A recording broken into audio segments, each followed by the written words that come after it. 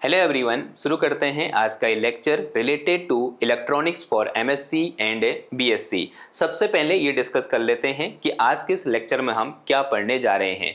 जैसा कि आप सब लोग जानते हैं कि हमारा लेक्चर नंबर 32 है और आज के इस लेक्चर का हमारा टॉपिक क्या रहने वाला है। हमारा टॉपिक है एम्पलीफाइंग एक्शन ऑफ ट्रांजिस्टर। यानी आज के इस लेक्चर हम डिस्कस करेंगे कि किस तरह से हम एक ट्रांजिस्टर को एम्पलीफायर की तरह यूज में ला सकते हैं।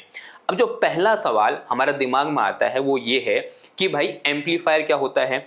अब जैसे नाम से सजेस्ट हो रहा है एम्पलीफायर, यानी एक ऐसा सर्किट होगा जिस सर्किट में अगर हम ऑल्टरनेटिंग वोल्टेज दें या ऑल्टरनेटिंग करंट दें या ऑल्टरनेटिंग पावर दें तो क्या करेगा वो सर्किट वोल्टेज को, करंट को या फिर पावर की वैल्यू को इंक्रीज कर देगा। इस टाइप के सर्किट को हम क्या बोलेंगे, एम्पलीफायर बोल देंगे। और जो यहां पर हो रहा है, ये जो प्रोसेस हो रही है, इस प्रोसेस को हम क्या बोल देंगे, एम्पलीफाइंग बोल देंगे।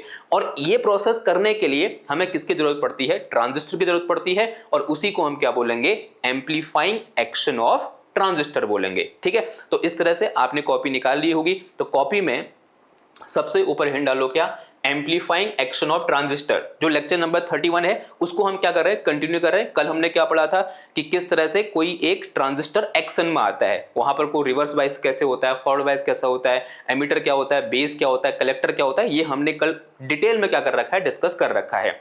उसी के कंटिन्यू में जो लेक्चर नंबर 32 है, तो उस जहां पर हमने खत्म किया ना कल वाला लेक्चर, उसी के नीचे हिंट डालना क्या, एम्पलीफाइंग एक्शन ऑफ ट्रांजिस्टर। अब जो पहली हेडिंग आएगी आपकी वो क्या आएगी, व्हाट इज एम्पलीफायर। ये तो जानना जरूरी है।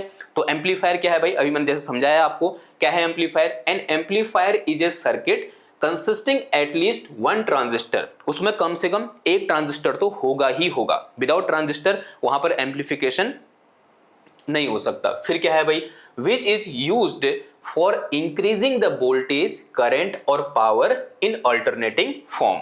यानी क्या करेगा वो, वोल्टेज, करंट या पावर की वैल्यू को इंक्रीज करेगा, जो किस फॉर्म में होंगी, ऑल्टरनेटिंग फॉर्म में होगी। ठीक है, अब ऐसा करने के लिए हम किसका यूज में लेते हैं, यानी किसका यूज करते हैं, ट्रांजिस्टर का यूज करते हैं। क्यों करते हैं ट्रांजिस्टर का यूज, क्योंकि ए transistor rises the strength of a week signal and thus act as a amplifier. यानी एक ट्रांजिस्टर क्या करता है, वीक सिग्नल की स्ट्रेंथ को बढ़ा देता है। यहां अगर मैं यहां से 0.1 वोल्ट का एक सिग्नल डालूंगा तो आउटपुट में मुझे हो सकता है 10 वोल्ट का, 20 वोल्ट का या 50 वोल्ट का आउटपुट में वोल्टेज देखने को मिलेगी। ध्यान देना है, जो वोल्टेज इनपुट में जाएगी वो किस फॉर्म की होगी, ऑल्टरनेटिंग फॉर्म की होगी। ये भी हमें यहां पर ध्यान में रखना है। तो इसलिए हम क्या कह रहे हैं कि एक जो ट्रांजिस्टर होता है वो वीक सिग्नल को एम्पलीफाई कर देता है, इसलिए ये एज ए एम्पलीफायर काम में आता है। अब यहां पर अगला सवाल है कि किस तरह से ये एज ए एम्पलीफायर काम करता है। इसके पीछे का जो बेसिक मैकेनिज्म है या बेसिक रूल है या तरीका है वो क्या है, समझो भाई। इस तरह से ये आपने लिख लिया होगा और उसके नीचे ऐसे जो कल हमने डायग्राम बनाया था, हमने कल क्या पढ़ा था कि भाई मान लो कि इस तरह से मेरे पास क्या है, एक ट्रांजिस्टर है। ठीक है, तो एक ट्रांजिस्टर बनाने के लिए हम सिंबल का यूज कर लेते हैं। आप सिंबॉलिक बना सकते हो, आपकी मर्जी है, या फिर किसी दूसरे फॉर्म बना सकते हो। मतलब जो हमने पूरा सा बनाया था एक क्रिस्टल के फॉर्म बना सकते हो या फिर ऐसे सिंबल के फॉर्म बना सकते हो। अगर मैं सिंबल के फॉर्म बनाऊं तो यहाँ पर क्या होता है, एक बेस होता है भाई, फिर यहाँ क्या लगा होता है, एक इमीटर, यहाँ क्या लगा होता है, एक कलेक्टर। ठीक है, और मैं एक एनपीएन ट्रांजिस्टर यहाँ पर अज्यूम करके चल रहा हूँ। कैसा ट्रांजिस्टर, एनपीएन। ये इमीटर है, ये कलेक्टर है, ये बेस है। तो यहाँ मैं E लिख दे रहा हूँ, यहाँ मैं B लिख दे रहा हूँ, यहाँ मैं C लिख दे रहा हूँ। ये N है, ये P है और ये N है। अब फटाफट से यहाँ पर क्या करो, बाइसिंग करो। जो मेरे पास इमीटर बेस बाइसिंग होगी वो कैसी होगी भाई, वो होगी हमारी फॉरवर्ड बाइस्ड। तो ये N है तो ये किससे जुड़ेगा, नेगेटिव से, और ये किससे जुड़ेगा, P पॉजिटिव से। और इस वोल्टेज का नाम क्या होता है, VEB होता है, यानी voltage in between emitter and base. अब जो कलेक्टर बेस बाइसिंग होती है वो कैसी होती है भैया, वो होती है हमारी रिवर्स बाइसिंग। ये P है तो इससे क्या जुड़ेगा, नेगेटिव पॉजिटिव और ये इस तरह से। और इसका नाम क्या दिया था हमने, VCB दिया था। तो this is representing voltage in between collector and base. ठीक, अब यहाँ पर करंट फ्लो करेगी, तो करंट कैसे फ्लो करेगी, एनपीएन है तो यहाँ से करंट ऐसे, यहाँ सिंबल में भी होता है एरो ऐसे आता है, तो यहाँ करंट ऐसे जाएगी, यहाँ करंट ऐसे जाएगी, यहाँ करंट ऐसे जाएगी। यहाँ जो करंट है इसका नाम क्या था भाई, इसका नाम था हमारे पास क्या, IE, जिसको हमने इमीटर करंट बोला था। यहाँ जो करंट जाएगी इसका नाम क्या था IB, इसको हमने बेस करंट बोला था। और यहाँ जो करंट जाएगी इसका नाम क्या था IE था, इसे हमने इमीटर करंट बोला था।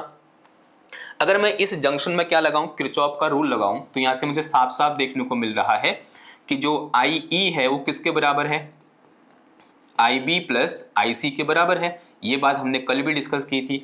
अब यहां पर जो मेरे पास IB होगा उसकी वैल्यू क्या होगी, बहुत ही कम होगी। जो IB है मेरे पास, this is very very small, जो IB है वो बहुत ज्यादा छोटी है। अगर IB बहुत ज्यादा छोटी है तो यहां से मैं क्या लिख सकता हूं कि IB is approximately equal to IC। जो IB होगा, जो इमीटर करंट होगी, वो लगभग किसके बराबर होगी, कलेक्टर करंट के बराबर होगी। यानी जितनी करंट यहां से जा रही होगी उतनी करंट कहां पहुंच जाएगी, कलेक्टर में ऐसे घुस जाएगी। ठीक है, ये बात समझ में आई आपको? ओके, अगर इतनी बात समझ में आई, अब यहां पर आओ, ये कैसी बाइसिंग है भाई, यहां पर जो बाइसिंग है वो फॉरवर्ड बाइसिंग है और यहां जो बाइसिंग है वो रिवर्स बाइसिंग है। ये साफ साफ मुझे यहां पर दिख रहा है। ये बाइसिंग कैसी है, फॉरवर्ड बाइसिंग है, दिस इज अवर फॉरवर्ड बाइस है। और ये कैसी बाइसिंग है, यहाँ ये है हमारी कैसी बाइसिंग, ये रिवर्स बाइसिंग है, this is our reverse bias है ये। अब देखना जरा, जब भी हम फॉरवर्ड बायसिंग की बात करते हैं तो इसका रेजिस्टेंस कैसा होता है, this is our low resistance. ये मेरे पास क्या, यहाँ रेजिस्टेंस कैसा होगा, लो रेजिस्टेंस, तो this is our low resistance. इसका रेजिस्टेंस कैसा है भाई, लो है। और इसका रेजिस्टेंस कैसा होगा, हाई रेजिस्टेंस, तो this is our high, this is our high resistance. ठीक है, ये कैसा होगा हमारा रिवर्स बाइस में, कैसा रेजिस्टेंस होगा, हाई रेजिस्टेंस। यानी ये क्या है, इनपुट है, ये क्या है, आउटपुट है। यानी मेरे पास यहाँ जो R इन है, इसको मैं R इन बोल दूं, इसको मैं क्या बोल दूं, R आउट बोल दूं, इसको मैं क्या बोल दूंगा, R आउट बोल दूंगा। ठीक है, और साफ साफ देखने को मिल रहा है यहाँ पर कि कंडीशन क्या है कि जो मेरे पास R आउट है वो greater than in compare to R in है। ये बात समझ में आई आपको? लेकिन एक बात ध्यान देना है कि जो मेरे पास I इन है वो लगभग इक्वल टू किसका बराबर है, I आउट के बराबर है। इसको मैंने I इन बोल दिया, जो IC है, IE है, उसको मैंने I इन बोल दिया, और जो IC है उसको मैंने क्या बोल दिया, I आउट बोल दिया। यानी कलेक्टर सर्किट में जो करंट है उसको मैंने क्या बोला है, यहाँ IC बोला है, और फिर उसी को क्या बोल दिया मैंने, I आउट बोल दिया। यानी I इन क्या है, लगभग इक्वल टू क्या है, I आउट है। लेकिन जो I आउट है वो I इन से क्या है, बहुत बड़ा है। अब जरा समझना बात को, अब इसका करिश्मा देखना, अब जादू देखो, क्या जादू है यहाँ पर। एक चीज हमको पता है, P इज इक्वल टू क्या होता है भैया, VI के बराबर होता है। V is equal to IR होता है, तो P इज इक्वल टू क्या लिख सकता हूं मैं, I स्क्वायर इंटू R लिख सकता हूं। ठीक, अगर मैं यहां से P इन डिफाइन करूं, क्या डिफाइन करूं, P इन डिफाइन करूं, तो कितना आ जाएगा ये, I इन का स्क्वायर इंटू R इन आ जाएगा। ठीक है, अगर ऐसे में यहां से P आउट डिफाइन करूं तो ये मेरे पास कितना आ जाएगा, I आउट ओ लिख दूं इसको मैं, IO इंटू R आउट आ जाएगा। ठीक है, ये बात समझ में आई आपको? अगर मैं यहां से P out upon P in निकालूं तो क्या आएगा ये, this will be equal to I out का square into R out upon I in का स्क्वायर इंटू R इन, ऐसा आ जाएगा। अब जो R इन है वो लगभग किसके बराबर है, सॉरी, जो I इन है वो लगभग I आउट के बराबर है। तो ये दो टर्म क्या हो जाएंगे, मेरे कैंसिल हो जाएंगे। तो यहां से मेरे पास P out upon P in is will be equal to कितना आ जाएगा ये, R आउट अपॉन में कितना आ गया, R इन आ गया। Now as we have what we have कि this R out is greater than in compare to R in, ऐसा मैं बोल सकता हूं। यहां से लिखा हुआ देखो, ये चीज मैंने वहीं लिख दी दोबारा से। तो यहां से अगर मैं इनका रेशियो निकालूंगा तो R out upon R in, this is greater then 1, ऐसा कुछ हो जाएगा। अगर ये 1 से बहुत बड़ा है तो ये टर्म भी क्या होगा, 1 से बड़ा होगा। तो यहां से मैं क्या लिख सकता हूं भाई, P out upon P in is also greater than in compare to 1। Okay, इस इनको मैं वहां ले जाऊंगा तो यहां से मेरे पास क्या हुआ, P out is greater then क्या हो गया, P इन आ गया। तो क्या हुआ देखो भाई, हमने यहां इनपुट में, इमीटर में एक बहुत कम पावर दी, आउटपुट में मुझे बहुत ज्यादा पावर देखने को मिली। जो P आउट है वो इन कंपेयर टू P इन बहुत ज्यादा है। अब ऐसा क्यों हो रहा है, क्योंकि भाई ये ट्रांजिस्टर एक अनोखी चीज है। क्यों अनोखी चीज है, क्योंकि ये क्या कर रहा है, करंट को लो रेजिस्टेंस सर्किट से हाई रेजिस्टेंस सर्किट में फ्लो करा दे रहा है, जिस वजह से हाई रेजिस्टेंस सर्किट में मुझे आउटपुट में ज्यादा पावर देखने को मिल रही है इन कंपेयर टू जो इनपुट सर्किट में है। तो इसने क्या किया, यहां पर पावर को एम्पलीफाई कर दिया। तो दिस इज पावर एम्पलीफिकेशन। यहां पर किसका एम्पलीफिकेशन हुआ भाई, पावर का एम्पलीफिकेशन हमें देखने को मिल रहा है। तो यहां पर किसका एम्पलीफिकेशन हुआ, अगर मैं ये बोल रहा हूं कि P out is greater than in compare to P in, तो this is our power amplification. ठीक है, पावर का क्या हो गया, एम्पलीफिकेशन हो गया यहां पर। और ध्यान देना, जो पावर इनपुट नंबर डालूंगा वो कैसी पावर होगी, हमारी ऑल्टरनेटिंग फॉर्म की पावर होगी। तो यहां से मैं क्या डालूंगा, P इन जाएगा और यहां क्या आएगा मेरे पास, P आउट आएगा। और जो P आउट होगा वो ज्यादा होगा किससे, P इन के कंपेयर में। ठीक, अब ऐसे में किसके लिए दे सकता हूं, वोल्टेज के लिए दे सकता हूं। Same for voltage. अगेन से एक काम करो, यहां पर एक NPN या PNP ट्रांजिस्टर बना दो, कॉमन बेस वाला। तो मैंने ये लिया यहां पर, ठीक है, इसको थोड़ा सा ओके। तो ये क्या हो गया भाई, इसका बेस हो गया। ये क्या हो गया, इसका इमीटर, ये कलेक्टर। इस तरह से ये इमीटर है, ये कलेक्टर है। और फिर हमने क्या किया, यहाँ बैटरी लगाई यूँ करके। इसको मैंने इमीटर बोला है, इसको मैंने बेस बोला है, इसको मैंने कलेक्टर बोला है। ये N है, ये P है, ये N है। ठीक है, और ये आउटपुट है। यार यहाँ क्या लगा दिया, एक रेजिस्टेंस लगा दिया एक्स्ट्रा। वोल्टेज को कैसे एम्पलीफाई करेगा ये हम देखना चाह रहे हैं। ओके, फिर मैंने क्या किया भाई, यहाँ पर एक बैटरी लगाई। अभी जो बैटरी यहाँ लगा रहा हूँ ये बड़ा इंपॉर्टेंट है भाई। यहाँ मैंने एक बैटरी लगाई इस तरह से फॉरवर्ड वाइज में, ये नेगेटिव है, ये पॉजिटिव है। इस बैटरी को मैंने क्या नाम दिया, देखो यहाँ मैंने बैटरी को नाम क्या दिया था, VEB दिया था। लेकिन मैं यहाँ बैटरी को नाम दे रहा हूँ क्या, VEE। ये बैटरी हमने बाहर से लगा रखी है। ठीक है, और इस बैटरी का काम क्या है, इस बैटरी का सिंपल सा काम है कि भाई इस E और B जो जंक्शन है, या बोल सकते हैं ये जो बाइसिंग है, ये हमेशा कैसी होनी चाहिए, फॉरवर्ड बाइसिंग होनी चाहिए। इसका काम यही है कि भाई ये एमीटर बेस जंक्शन को हमेशा कैसा रखेगा, फॉरवर्ड बाइस में रखेगा। ऐसे में यहाँ एक बैटरी यहाँ भी लगा दे रहा हूँ यूँ करके। ठीक है, और ये कैसी होगी, रिवर्स बाइस। तो ये P है, तो यहाँ क्या आएगा, नेगेटिव पॉजिटिव नेगेटिव पॉजिटिव। इस बैटरी को मैं क्या बोल रहा हूँ, VCC बोल रहा हूँ। इस VCC का काम क्या है कि भाई ये इस सर्किट को, या बोल सकते हैं कलेक्टर बेस जंक्शन को हमेशा कैसा रखेगा, रिवर्स बाइस रखेगा। ठीक है, VEE का काम क्या है कि वो इमीटर बेस जंक्शन को हमेशा कैसा रखेगा, फॉरवर्ड बाइस। VCC का काम क्या है कि वो कलेक्टर बेस जंक्शन को हमेशा कैसा रखेगा, रिवर्स बाइस रखेगा। ये इसका काम है। यहां मैंने एक रेजिस्टेंस लगा दिया क्या, RC।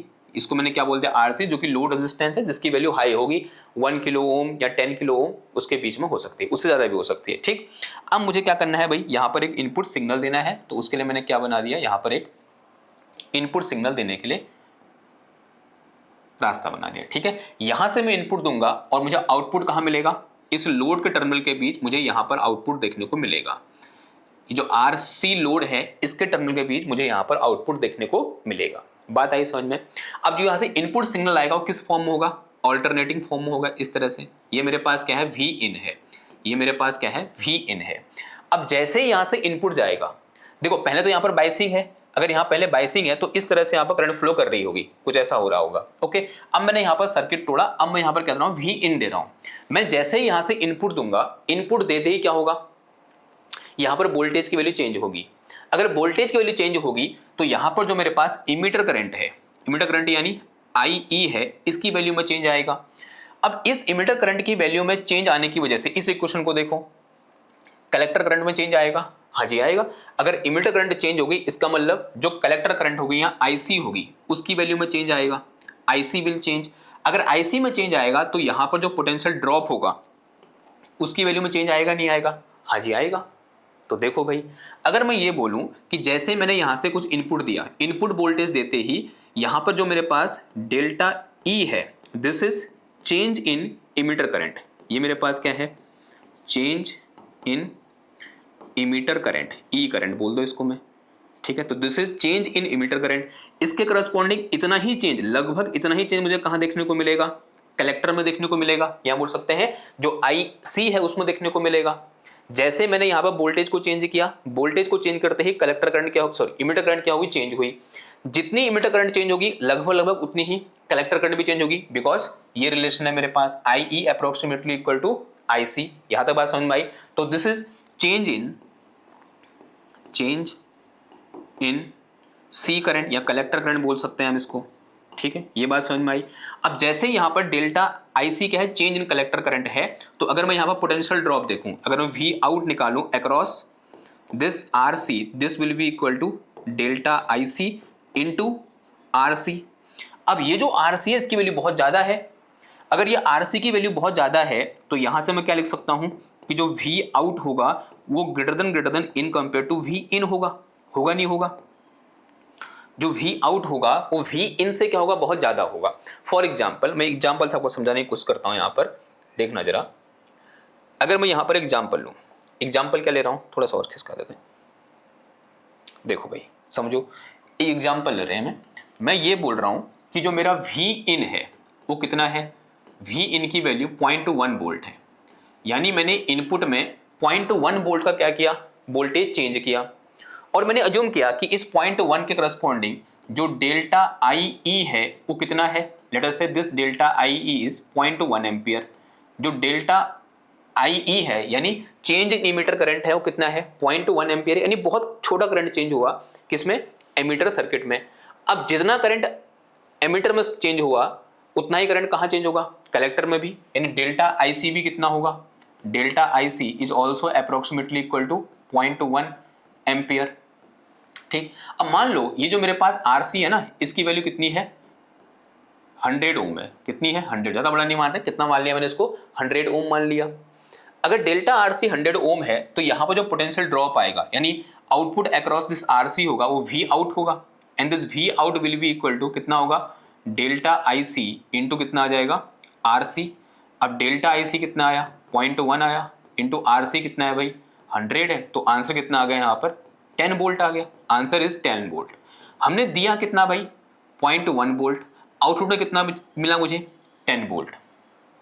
एम्प्लीफिकेशन हो रहा है, तो in this way this transistor can amplify voltage. तो इस तरह से ट्रांजिस्टर क्या कर सकता है, वोल्टेज को एम्पलीफाई कर सकता है। ध्यान देना है जो वोल्टेज है वो क्या है, ऑल्टरनेटिंग फॉर्म की वोल्टेज है। ठीक, क्लियर है बात इतनी? ओके, इतनी बात क्लियर है। जो अभी तक हमने पढ़ा, जो भी थ्योरी अभी तक हमने पढ़ी, इस थ्योरी को हमने क्या कर रखा है, यहां पर आपके लिए लिख दिया है। पढ़ो भाई क्या बोल रहे हैं। सबसे पहले क्या करोगे आप, सबसे पहले आपने ये लिखा अपनी कॉपी में, उसके बाद आप क्या करोगे, ये थ्योरी लिखो या फिर ये एक्सप्लेनेशन लिखो, या तो इसको ऐसे लिखो अपने दिमाग में समझ लो। उसके बाद अगर एग्जाम में लिखना है तो आप उसके लिए थोड़ा बहुत ये लिख सकते हो। क्या है भाई, देखो theory, a transistor rise the strength of weak signal and thus act as a amplifier. बहुत ही अच्छी बात होगी। The weak signal is applied between the emitter base junction and output is taken across the load resistance RC। बिल्कुल सही, ठीक हो गया भाई। Okay, between the load resistance RC connected to the collector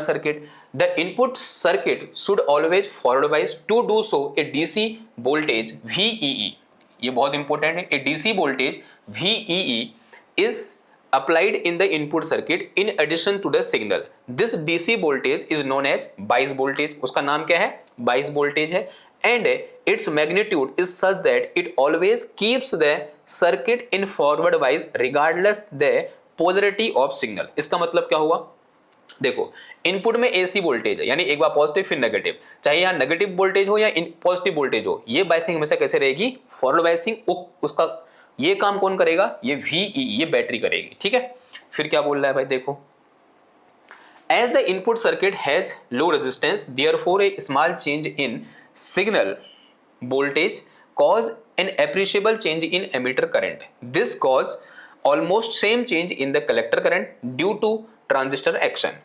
The collector current flowing through the high resistance RC produced a large voltage across it. Thus, a weak signal applied in the input circuit appears in the amplified form in the collector circuit.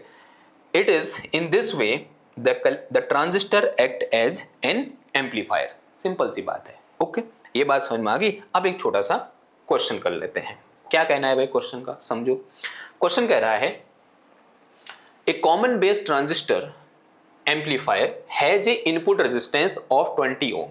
देखो input resistance R in कितना दे रखा है मेरे को, R in equal to 20 ohm given है, and output resistance of 100 kilo ohm, जो R out है वो कितना दे रखा है मेरे को, 100 किलो ओम दे रखा है, and the collector based load is, और जो आर सी है कलेक्टर बेस्ड लोड वो कितना दे रखा है मेरे को, 1 किलो ओम के बराबर दे रखा है। ठीक है, इफ ए सिग्नल ऑफ जो वी इन है मेरे पास वो कितना है, वी इन दे रखा है मेरे को कितना, 500 मिली वोल्ट दे रखा है, is applied between the emitter based junction, find the voltage amplification. अब यहां पर एक चीज आई, क्या वर्ड आया, वोल्टेज एम्पलीफिकेशन, इसके बारे में हम आगे पढ़ेंगे लेकिन अभी क्वेश्चन में आ रखा है। तो वोल्टेज एम्पलीफिकेशन होता है, वोल्टेज एम्पलीफिकेशन ये होता है किसके बराबर, वी आउट अपॉन वी इन के बराबर। यानी मुझे सिंपल क्या निकालना है, वी आउट निकालना है, फिर दोनों को डिवाइड कर दूंगा, क्या निकल जाएगा, वोल्टेज एम्पलीफिकेशन निकल जाएगा। अब वी आउट निकालने के लिए मुझे यह पता होना चाहिए कि कलेक्टर सर्किट में कितनी करंट पहुंच रही है, उसके लिए यह पता होना चाहिए कि इमीटर सर्किट में कितनी करंट है। अगर मैं यहां से क्या निकालूं, आई ई निकालूं, तो ये कितना आ जाएगा, वी इन डिवाइड में कितना आ जाएगा, आर इन आ जाएगा। तो इमीटर सर्किट में करंट कितनी हो जाएगी, वी इन की वैल्यू कितनी है 20 अपॉन आर इन कितना दे रखा है मुझे, आर इन नहीं दे रखा 20, यानी ये कितना आ गया भाई 1 एम्पियर आ गया। तो this is current in emitter circuit. अगर इतनी करंट इमीटर सर्किट में है तो same current will propagate to collector, तो कलेक्टर करंट भी कितनी होगी 1 एम्पियर के बराबर होगी। तो कलेक्टर करंट 1 एम्पियर, एक मिनट क्या लिख रहा हूं मैं, गलत हो गया ना। वी इन कितना है मेरा, वी इन है 500 मिली वोल्ट, ये कितना है 500 milli volt 10⁻³ volt upon R in कितना है मेरा, ये 20 है, आर इन कितना है 20 है, इससे ये चला गया और ये 25 आ गया, तो 25 मिली एम्पियर, ये मेरे पास क्या है आई ई है। तो this I E approximately equal to कितना आ जाएगा, आई सी आ जाएगा। तो आई सी भी कितना होगा 25 मिली एम्पियर होगा। तो अगर मैं यहाँ से क्या निकालूं भाई, वी आउट निकालूं तो कितना आ जाएगा ये आर सी इंटू, और आउटपुट किसके अक्रॉस लेंगे हम, इस आर सी के अक्रॉस लेंगे, तो आई सी इंटू कितना आ गया, आर सी आ गया। तो आई सी की वैल्यू कितनी है 25 इंटू 10⁻³ और आर सी कितना दे रखा है 1 किलो ओम, यानी 1 इंटू 10⁻³ प्लस 3, इससे ये कैंसिल हो गया, तो कितना आ गया ये 25 वोल्ट आ गया। तो this is our V out, ये क्या निकला मेरा वी आउट निकल के आया। ठीक है, तो आउटपुट वोल्टेज कितनी है मेरी 25 वोल्ट के बराबर है, और आउटपुट वोल्टेज इज 25 वोल्ट। अब मुझे क्या निकालना है, voltage amplification, voltage amplification this is equal to 25 upon V in कितना है 500 मिली वोल्ट है, तो 10⁻³ ऊपर चला जाएगा, 25 दूना 50, ये 20 हो गया, तो ये ऊपर कितना हो जाएगा 1000 बचाए, 10⁻³ नीचे कितना बचा 20, इससे चला गया कितना आ गया 50, तो ये 50 क्या हो गया भाई वोल्टेज एम्पलीफिकेशन हो। तो यहाँ पर आप देख पा रहे हो कि मेरी जो वोल्टेज है वो क्या हुई है एम्पलीफाई हुई। इनपुट में कितनी दी हमने 0.5 वोल्ट, बिकॉज 500 मिली वोल्ट है, तो 0.5 वोल्ट दी, और आउटपुट में कितना मिला 25 वोल्ट। तो इस तरह से हम क्या कर सकते हैं, एक एम्पलीफायर की हेल्प से, सॉरी एक ट्रांजिस्टर को हम एज ए एम्पलीफायर काम में ला सकते हैं। इसमें और भी हम डिटेल में डिस्कस करेंगे भाई कितना फेज डिफरेंस होगा in between the input and output, जो वो कब डिस्कस करेंगे जब हम डिफरेंट टाइप की जो बाइसिंग होती है, डिफरेंट टाइप के जो कनेक्शन होते हैं, एक होता है common base, common ammeter, common collector, वो पढ़ने के बाद हम उन सबको चीज़ों को डिस्कस करेंगे। ठीक है, और फिर वोल्टेज गेन होता है, इसको भी हम बाद में डिटेल में डिस्कस करेंगे, पावर गेन क्या होता है, ये सब हम पढ़ने वाले हैं। ठीक, तो ये क्या था आज का छोटा सा लेक्चर था related to amplifying action of transistor. I hope आपको समझ में आया होगा। अगर समझ में आया है तो उसको लाइक करो, शेयर करो, सब्सक्राइब करो। मैं मिलता हूँ आपसे नेक्स्ट क्लास में एक और नए टॉपिक के साथ। तब तक थैंक यू, धन्यवाद, बाय बाय।